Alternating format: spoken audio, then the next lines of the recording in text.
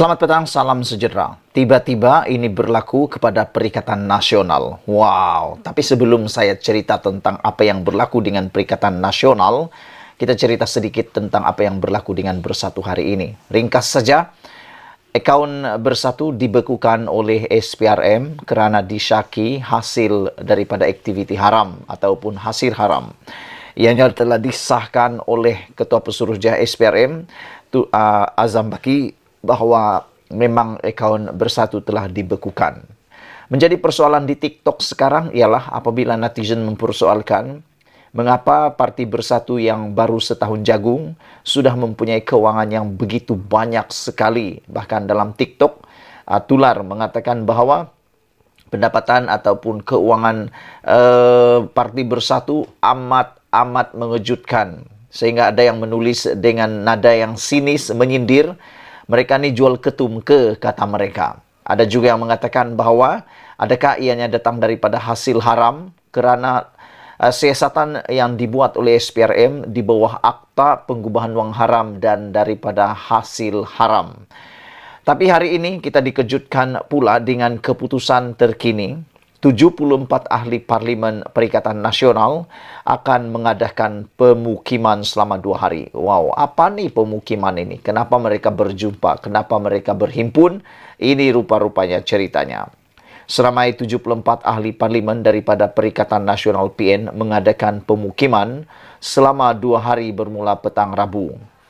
Ketua Penerangan Parti Pribumi Bersatu Malaysia Bersatu, Datuk Wan Saiful Wanjan berkata, pemukiman itu selaras dengan komitmen gabungan parti yang menyatakan hasrat untuk bertindak sebagai pembangkang yang efektif.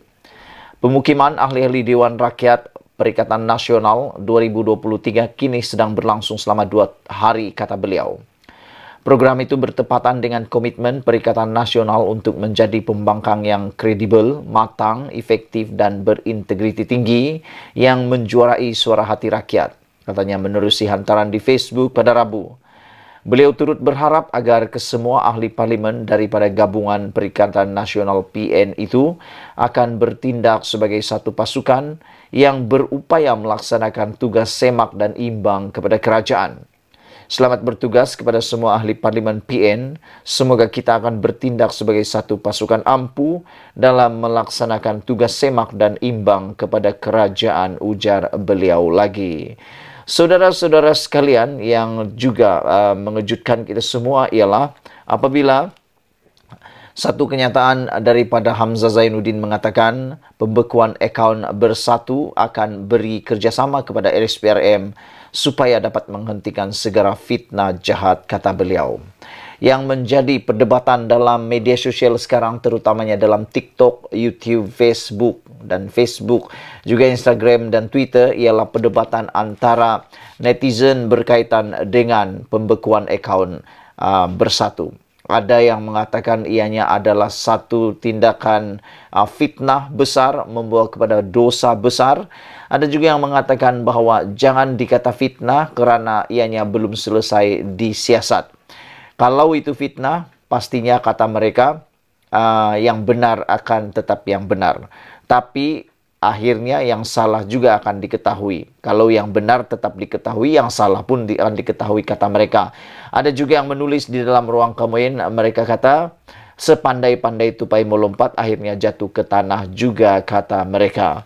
Saudara-saudara sekalian, apa yang kita harapkan ialah siasatan telus dapat dibuat dan juga laporan telus juga kita dapat ketahui. Jadi itu yang mengejutkan kita semua hari ini.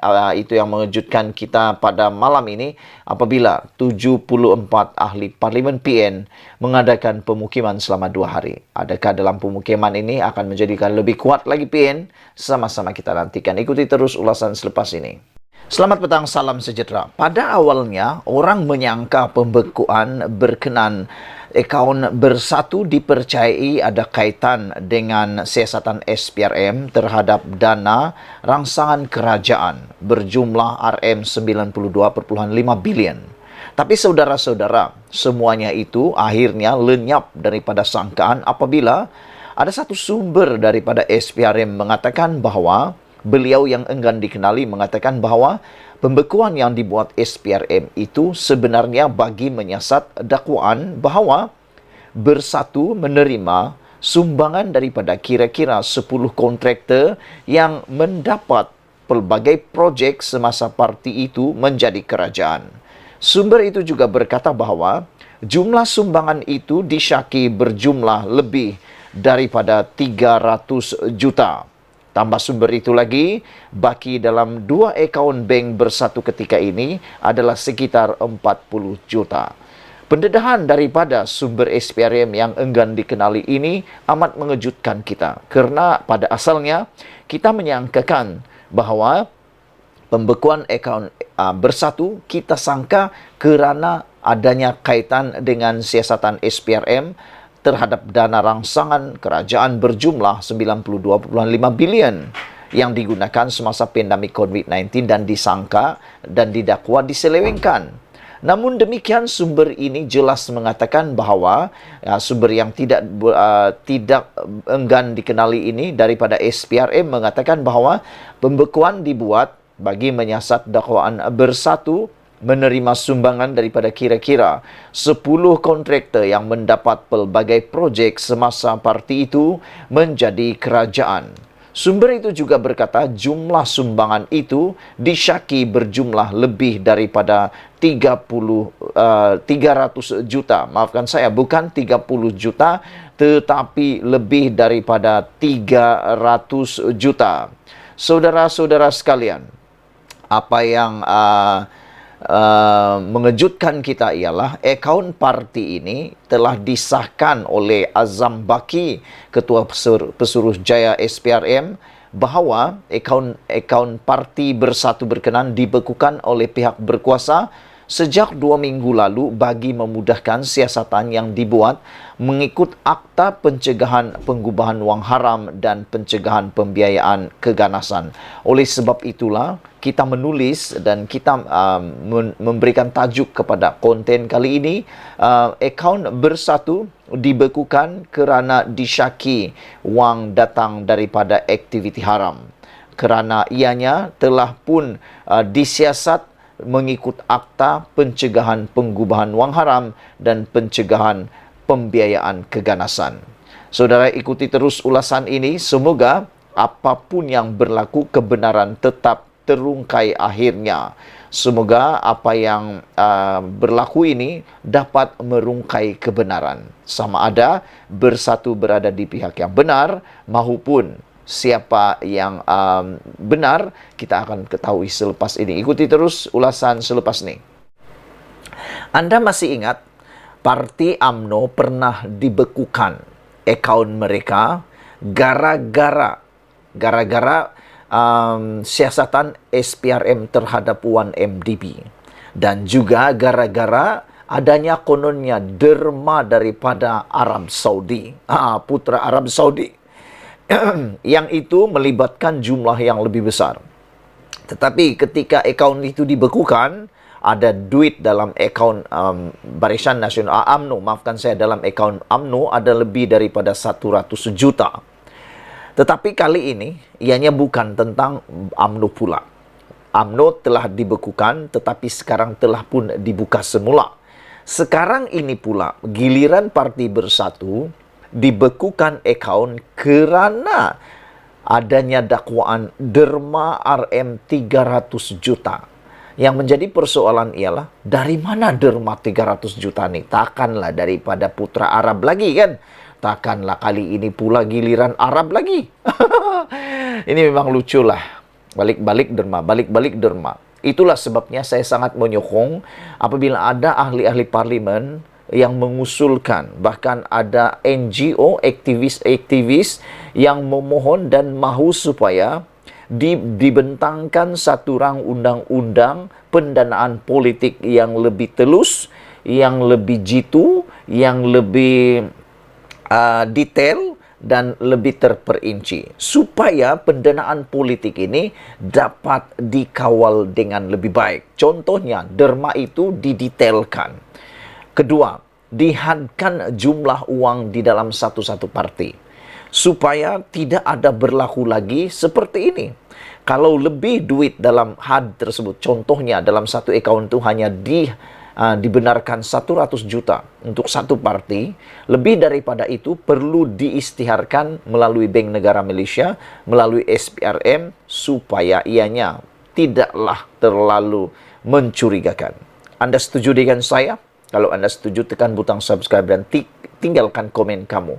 Yang hangat pada petang ini ialah apabila ada sumber mendedahkan, akaun Bersatu dibekukan kerana derma RM 300 juta. Wah, soalan paling besar cepu emas untuk kita semua malam ini ialah dari mana derma 300 juta itu? Siapakah gerangannya yang sangat baik hati dan kaya raya luar biasa ini? Dan dari mana gerangannya 300 juta ini? Dan untuk apa? Banyak gila nih, bukan sedikit nih bosku. Baik, sehari selepas mendedahkan akaunnya kepada umum, Suruhanjaya Pencegahan Rasuah SPRM memberitahu akaun berkenan sudah dibekukan agensi terbabit. Ketika dihubungi Malaysia Kini, Ketua Pesuruhjaya SPRM Azam Baki mengesahkan pembekuan tersebut.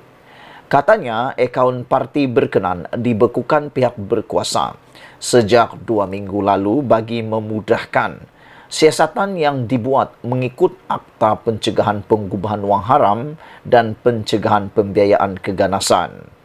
Bagaimanapun, Azam Baki enggan mengulas lebih lanjut. Pada awalnya, pembekuan berkenan dipercayai ada kaitan dengan siasatan SPRM terhadap dana rangsangan kerajaan berjumlah RM92.5 bilion semasa pandemik COVID-19 dan didakwa diselewengkan. Bagaimanapun, satu sumber memberitahu atau sumber SPRM yang enggan dikenali berkata, pembekuan dibuat bagi menyiasat dakwaan Bersatu menerima sumbangan daripada kira-kira 10 kontraktor yang mendapat pelbagai projek semasa parti itu menjadi kerajaan. Sumber itu berkata, jumlah sumbangan itu disyaki berjumlah lebih 300 juta. Yang ini saya nak ulang balik. Bayangkan, menurut sumber SPRM ini yang enggan dikenali. Biasanya sumber macam ini boleh dipercayai, cuma dia tak mahu dikenali. Dan biasanya akan akhirnya terdedah juga sepenuhnya kebenarannya. Menurut sumber SPRM ini, pembekuan itu dibuat bagi menyiasat dakwaan Bersatu menerima sumbangan daripada kira-kira 10 kontraktor. 10 kontraktor. Persoalan pertama, siapa 10 kontraktor ini? Ada kaitankah dengan Parti Bersatu? Ada kepentingankah dengan Parti Bersatu? Kita pun tak tahu. Apa kontrak yang dia dapat pun kita pun tak tahu. SPRM saja yang akan siasat dan tahu.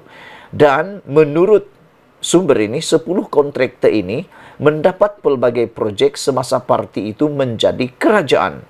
Perkataan pelbagai itu paling menyengat di telinga kita. Sumber itu juga berkata jumlah sumbangan itu disyaki berjumlah lebih 300 juta.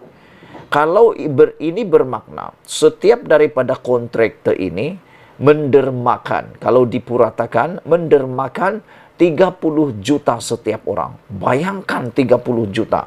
Berapa banyak itu? Kalau 30 juta dia derma, yang dia untung berapa? Kamu pikirlah sendiri. Tambah sumber lagi. Baki dalam 2 akaun bank Bersatu ketika ini adalah sekitar 40 juta. Jadi bakinya ada 40 juta. Yang lain sudah guna ke? Tak tahu. Pada awal Januari lalu, SPRM menahan seorang ketua pegawai eksekutif sebuah syarikat swasta sebagai suspek dalam siasatannya. Ketua pegawai eksekutif itu disyaki menjadi orang tengah dalam pengagihan projek kerajaan di bawah pakej rangsangan ekonomi antara 2020 dan 2022. Individu terbabit kemudian didapati seorang ketua bahagian Bersatu.